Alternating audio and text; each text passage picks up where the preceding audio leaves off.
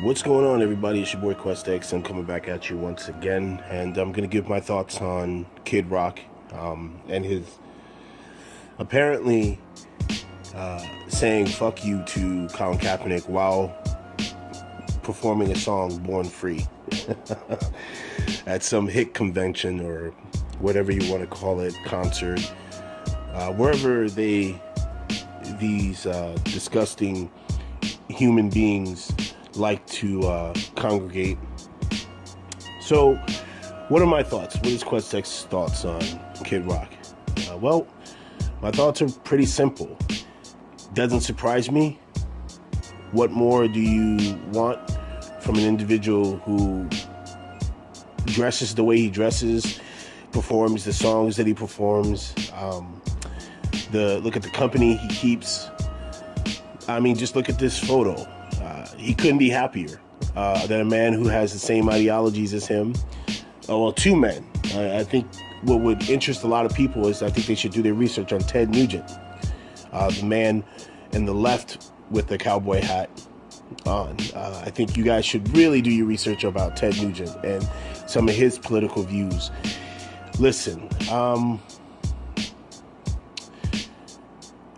you want to know, this is kind of like a classic showing as to when I was talking about how I know when I'm in the presence of a white supremacist, how I know when I can spotlight a white supremacy being preached by a white supremacist. It's about the company you keep. It's about how you conduct yourself. It's about how how you process things, and then you say them. I've always been of the mindset that birds of a feather flock together. I'm pretty sure a lot of people have heard that. So when Kid Rock does what he does, and I really want to highlight something here. I want people to pay attention to the central theme. He's on stage apparently performing a song named Born Free, and he says, fuck Colin Kaepernick, a man who stood for the people who were not born free, who have had to fight for equal social standing in this country, and a man who is fighting for the very people who have been subjugated by Kid Rock's people. Subjugated by people who look like Kid Rock. That's where I'm getting at. Do you see what I'm saying? Do you see where I'm going here?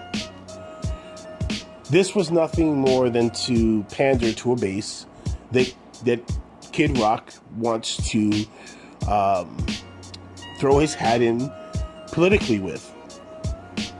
But at the same time, what I need our people to do is don't give an individual like Kid Rock or Ted Nugent or Donald Trump any sort of attention, because when we begin to highlight these people, we introduce them to the masses of ignorant people who probably haven't heard of them.